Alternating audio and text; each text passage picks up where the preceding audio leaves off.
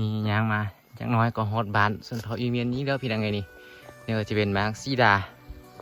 มูฮูภาษาไทยบตัวมูฮูว่ามากยังคือกันภาษาทางวานบตัวเขาเจ้าจะเป็นมากซีดานี่สุกเลือกมาเลยอยู่ถึงพุ่นนี่บ้านส่วนเผายูเมียน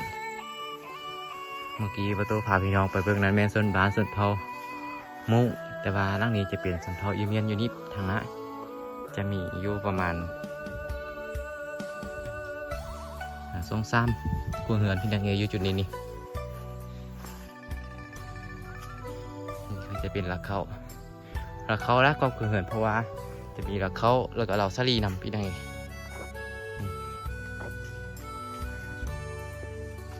ทางนั้นก็จะมีบ้านอีก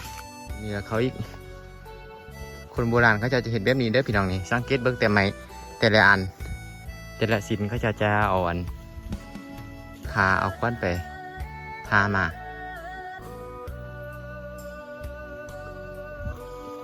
ว่าจะได้ดังนึงบ่แม่นง่ายๆพี่น้องเพราะว่าคนสมัยก่อนเขาจะเอาเฮ็ดนี่บ่มีเครื่องจักรคือกับสมัยนี้บ่มีเครื่องมืออุปกรณ์คือสมัยนี้โอ้มุกตอนเขาจะใหญ่ขนาดเลยนี่มุกเขาจะใหญ่ขนาดเลยทางนี้พอตัวโดนเราบ่ได้พาพี่น้องมามุกตอนพี่น้องตัวนี้นี่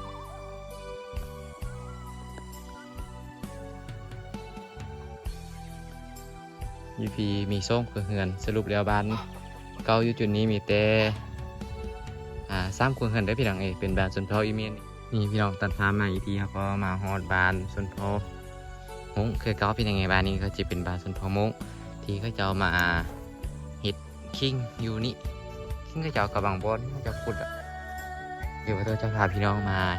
เที่ยวลิ้นในบ้านเขาจะเอาได้นึงก่อนเราจะเดินทางเข้าไปต่อที่บ้านส่วนเผาอีเมียนก็อยู่ทางนั้นนั่นเลยเป็นบ้านเก่านะพี่น้องนะเป็นบ้านเก่าของส่วนเผายูเมียนนั่นเอง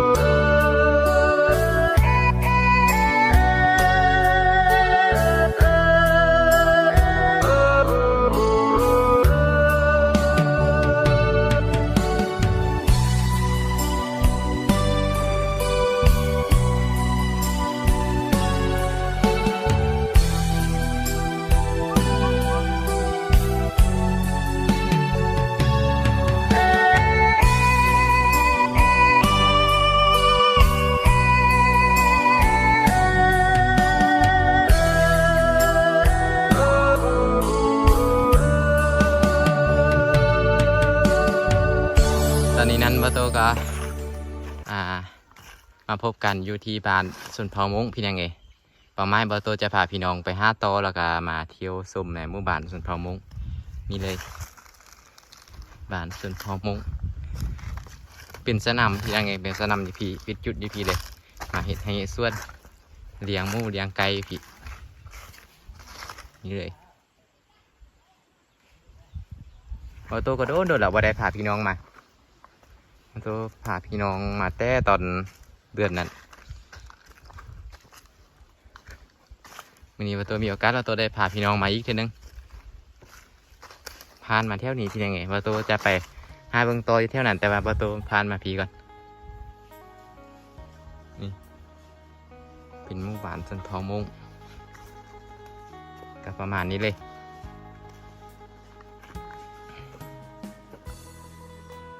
ตอนนั้นว่าตัวพาพี่น้องมานี่ได้โดนแล้วพี่นั่งไง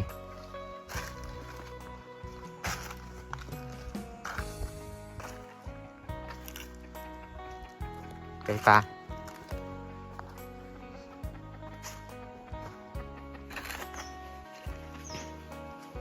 เขาจะ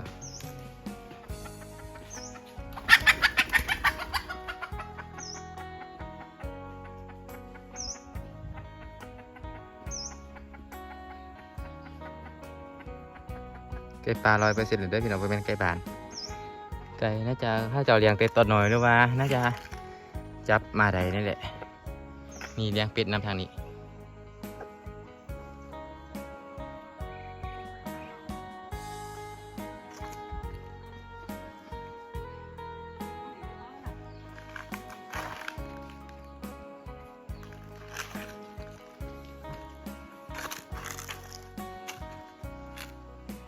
เดี๋ยวเราจะไปหาเบื้องต้นขนาดก่อน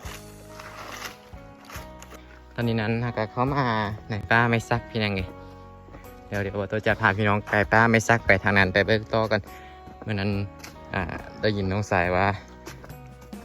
เขาจะมาดุนและพี่นังไงมาแต่ตอนเดือนเดือนนี้เดือน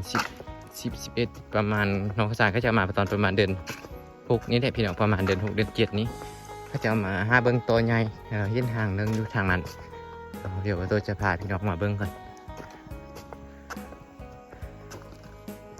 ถ้าว่าเขาจะยังบ่ทันเอานี่น่าจะใหญ่ละเพราะว่าตอนนั้นยังเห็นนี่อย่างน้อยอยู่เดี๋ยวตัวจะพาพี่น้องเข้าไปเบิ้งว่าจะเห็นหรือเปล่าบ้านสันทอมงแกอยู่หันเพียงไงนะตัวย่างขึ้นมาผูนี้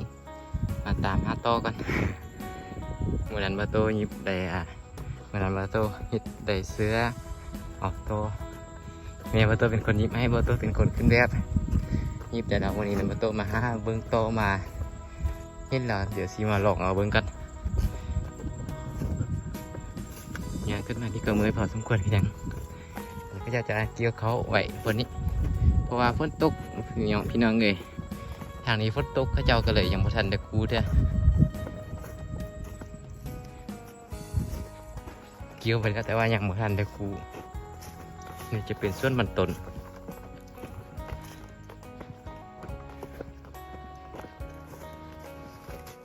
ห้ากับคืนพี่ยังไงบ่มีทางนี้มาเติมมาห้าเบิ้งเมื่ออ่ะมันบ่มีถ้าว่ามันมีน่าจะอยู่ตามห้องแบบนี้อยู่บนต้นไม้ที่สูงๆนะพี่น้องว่านี่เฮามาเบิ้งแล้วมันบ่มีบ่เห็นน่าจะบ่แม่นเหมือนน้องสายเบิ้งน่าจะบ่แม่นน้องสายบอกว่าตัวว่า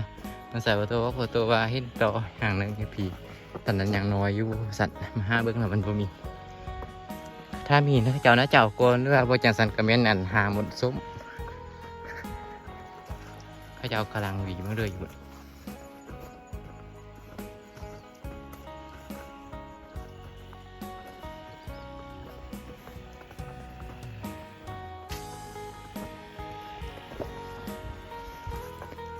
ให้พี่น้องกลับคืนหมู่บ้านจะอยู่เทิงสนามมันจะอยู่เทิงแต่ว่าน้ำอยู่น้ำใสเขาจะเอาอยู่เข็มห้อยพี่ยังไงบนเข็มห้อยอยู่ในจะมีส่วนน้ำบนเอาน้ำก็จะคอยอยู่เลยมาโต้ไปเลยผักจองก็ไปเบิ้งโมคุณเลยสูมานี่ก็จะเป็นทางไปให้แบบส่วนนั่นเอง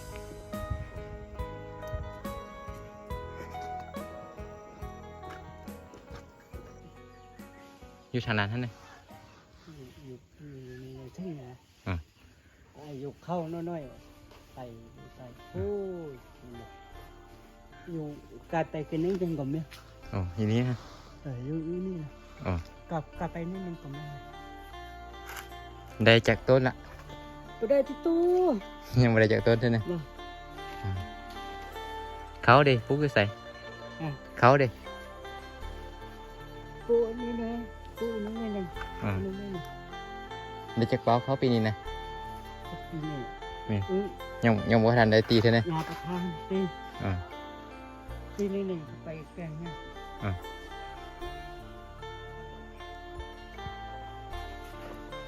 เมื่อใดสิไปบ้านมันนี่เป็นบ้านไหมมีไปบ้านเมื่อเนาะ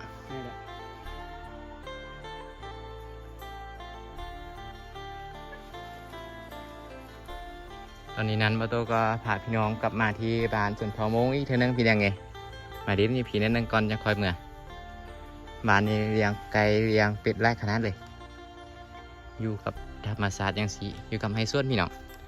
อยู่กับไฮส่วนอย่างสีเลย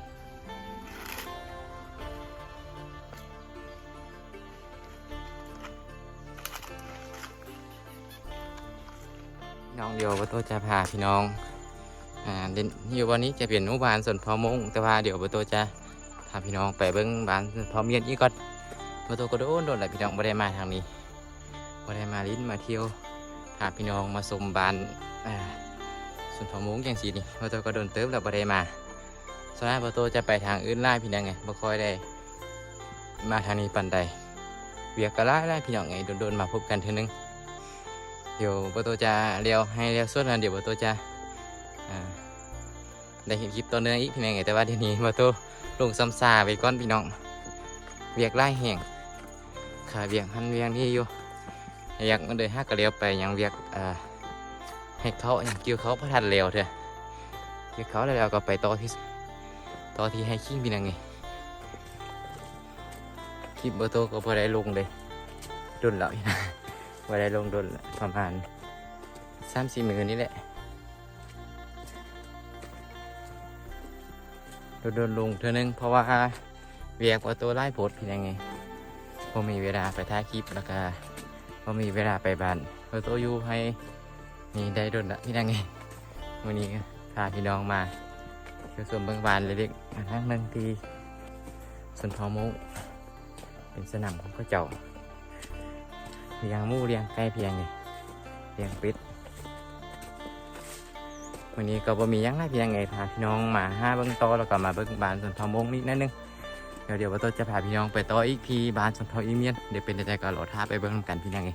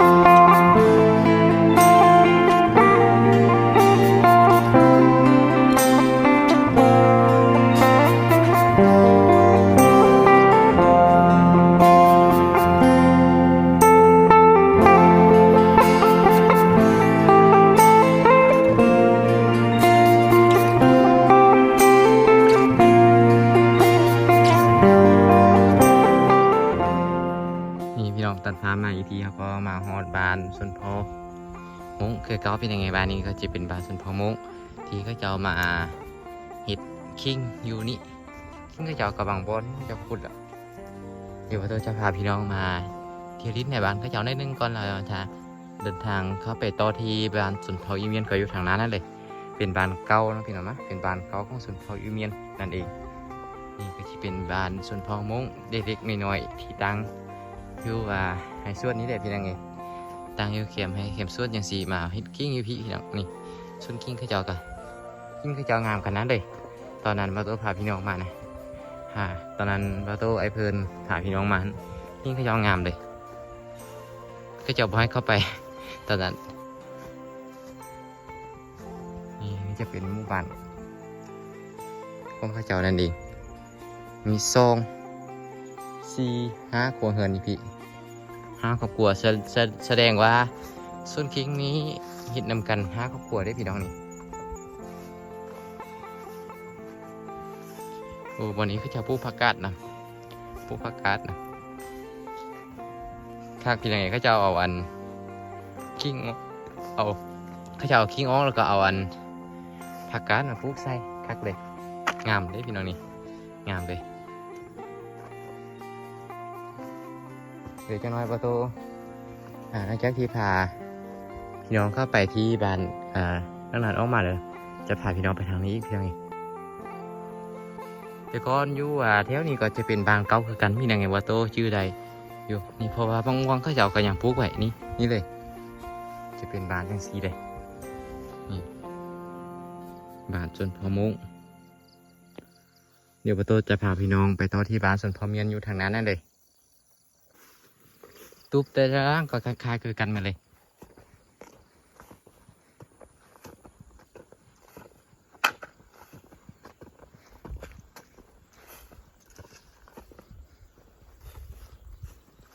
ฝนตกพี่น้องเมื่อวานฝนตกบ่ตกก็เลยได้ใส่เกือบนี่มา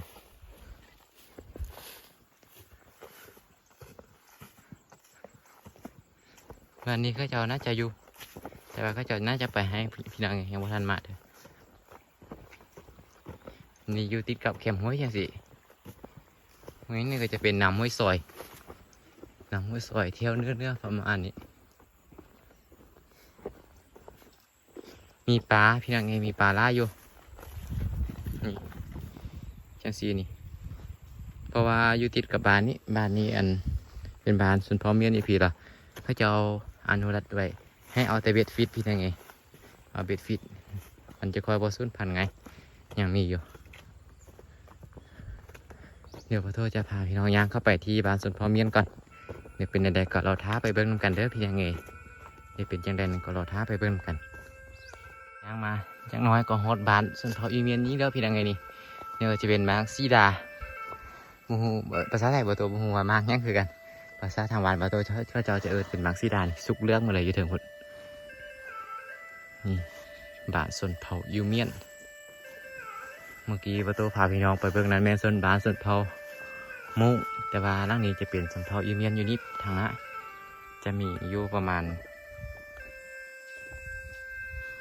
2-3กัวเหือนพี่น้องเงยอยู่จุดนี้นี่เป็นบ้านส่วนเผายูเมียนเด็บดังเดิมพี่น้องเงยนี้จะเป็นบ้านเก่าส่วนเผายูเมียนอยู่พี่นี้เลยบุกตัวนี้นะงามขนาดเลี้ยงไก่เลี้ยงหมู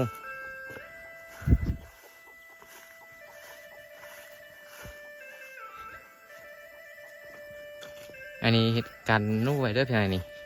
ที่หอยจังสีนี่กันนู่บอกให้นู่ขึ้นนู่มันจะอยู่ดึงขึ้นมาหอดพีแล้วมันจะขึ้นนี่บ่ได้เพราะว่าเป็นเพนเล็กมันบ่มีทางขึ้นมันก็ขึ้นบ่ได้พี่ได้ไงนี่ประมาณนี้เลยนี่จะเป็นเหล่าเขาหรือว่าเหล่าสลีนั่นเอง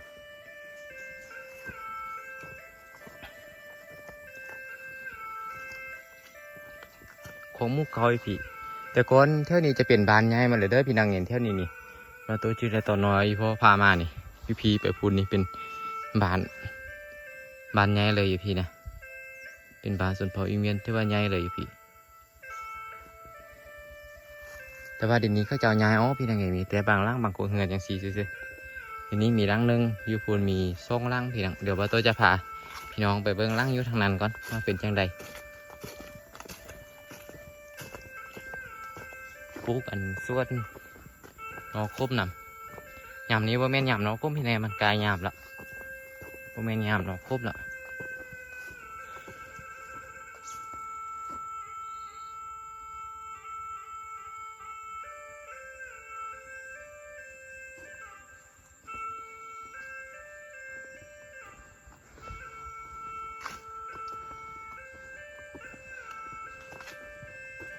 นี่จะเป็นเราเข้าเป็นจุดเป็นปลาไปอย่างสีพี่น้อง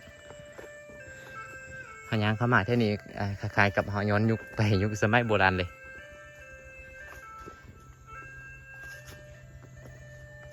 ลืมจะเป็นปลานี่พี่น้องเบิ้งแต่เงินเขาก็เจ้านี่เป็นอย่างสีแบบมันเปื่อยมันพี่น้องมันบ่เป็น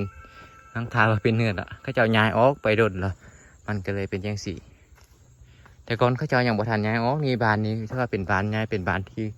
อบอุ่นเป็นยังไงยามแรงมามีมูลเลยทีนี้ก็เนี่ยมีอีกร่างนึงหรอกเขาโอ้มีมากมายนะมีมะเกียงส้มเคี้ยวเรามะเคี้ยวว่านนั่นเองนี่โอ้โหสุกมาเลยดกขนาดเลยเขาจะปลูกตามเข็มห้วยมั้งมันจะดกเพราะมันซึมดีน้ำมันซึมดีมีมังปลูกน้ำนี้เลยมังปลูกภาษาไทยน่าจะเป็นส้มโอพี่ยังไงส้มโอนั่นเองนี่เขาจะเป็นละเขา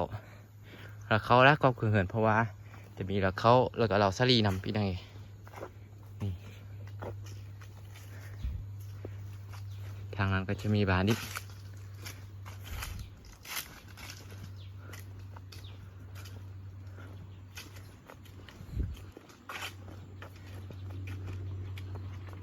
นี่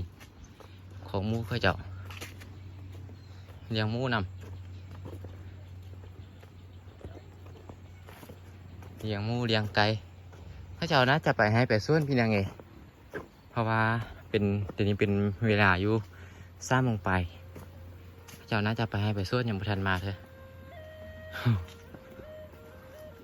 เบิ่งล่างนี่พี่นางเบิ่งคลองนี่เขาเจ้ายันนั่นสิลบเขาเจ้าได้อ่อนไม้คำทางนั้นไว้เป็นของหมูเก่านี่เลยเป็นของหมูเป็นเหล่าเข้าเก่าอยู่ทางนี้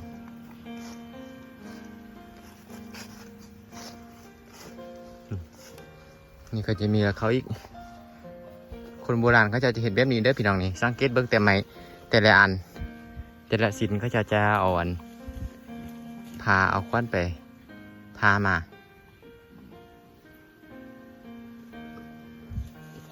ว่าจะได้ดังนึงบ่แม่นง่ายๆพี่น้องเพราะว่าคนสมัยก่อนเขาจะเอาเฮ็ดนี่บ่มีเครื่องจักรคือกับสมัยนี้บ่มีเครื่องมืออุปกรณ์คือสมัยนี้นั่นนี่ตอนนั้นบ่โตเคยเข้าไปลิดอยู่แต่โดนปีกายเพียงไงอยู่กัน2 คนเฮือนอยู่นำกัน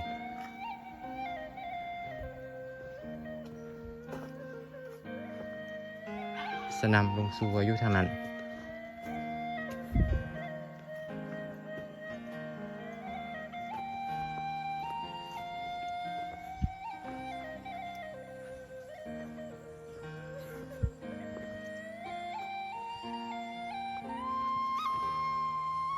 โอ้หมูตอนเขาเจ้าใหญ่ขนาดเลยนี่หมูเขาเจ้าใหญ่ขนาดเลยทางนี้พอตัวโดนรับอะไรมาไม่ได้พาพี่น้องมาหมูตอนพี่น้องตัวนี้นี่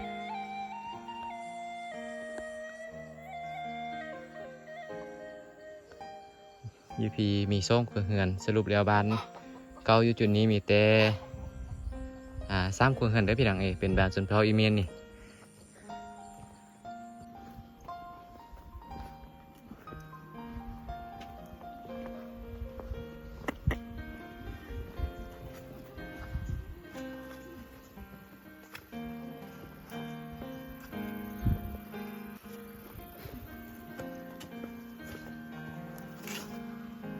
ตอนนั้นว่าโต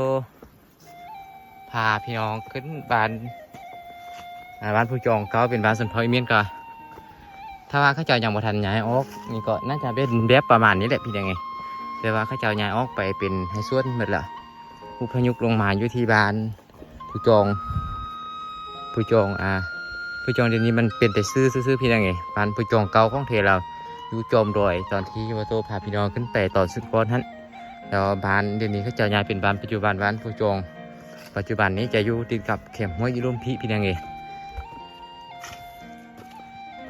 บ้านบนดอยบ้านผู้จองเก่าก็อยู่โจมไปเลย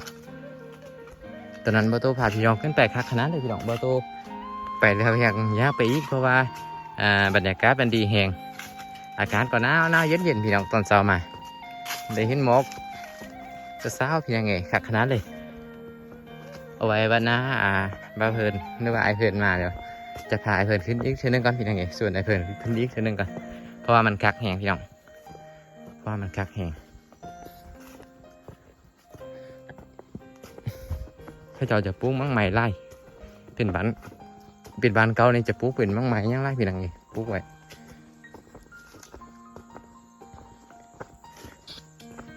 แล้วเขาจะเอากระตังตามปลาอย่างสี่เลยบ้านอย่างสี่เลยพี่น้องที่ประตูยักษ์เห็นพี่น้องอยากเห็นยังมาทิ้นมาเที่ยวก็เป็นบ้านอย่างสี่ตามแพทย์ประตูนี่ยักษ์เห็นบ้านส่วนเผาอีเมียนแบบดังเดิมแบบ100%เก่าเลยพี่น้องที่ยังคนที่เป็นสมัยนี้นะพี่น้องคือกับสมัยนี้เหรอเขาจะยังใส่ชุดยูเมียนแล้วก็ยังมีบ้านแบบนี้ยังมีคนที่ยังอาศัยอยู่พี่น้องเป็นแบบบ้านบ้านเก่าคนเก่าคนโบราณแบบ100%นะพี่น้องที่ประตูยักษ์ตามหาอย่างเฮียนนี่ความหวังเดียวก็คือเมืองซ้ำเนื้อแขวงหัวผันพี่น้องเดี๋ยวเอาไว้ประตู5ได้เงินแล้วประตูจะลองไปเบิ่งพี่น้องตามแผนประตูยักษ์ไป5 บ้านอย่างสั้นอันนี้ก็จะเป็นบ้านเก่าพี่เป็นบ้านเก่าบ้านนี้ก็จะเป็นบ้านเก่าคือการเป็นบ้านแบบโบราณแต่ว่า คนพระเจ้าปกครองอยู่คนบ่อยู่ย้ายอ้องไปเบิดพี่น้องอย่างแต่บ้านเก่าที่อย่างให้บาโตมาลิ้นมาสมพี่น้องเราเดี๋ยวไว้บาโตมีโอกาสละมีเงินละบาโตจะลองไปเบิ่งที่เมืองสำเนื้อแพงหัวผันนั่นเองก็ลองจะไปเบิ่งอยู่สัญญาไปนี่น่าจะไล่โลพอสมควรเดี๋ยวไว้มีเงินมีโอกาสก่อนต่อท้าเบิ่งนำกันพี่น้องว่าสิได้ไปหรือบ่ตามแผนบาโตอยากไปแหงเลยพี่น้องแต่ว่าบ่มีเงินแล้วก็บ่มีเวลาเท่าปานใดเดี๋ยวไว้เบิ่งก่อนว่าจะมีโอกาสไปหรือบ่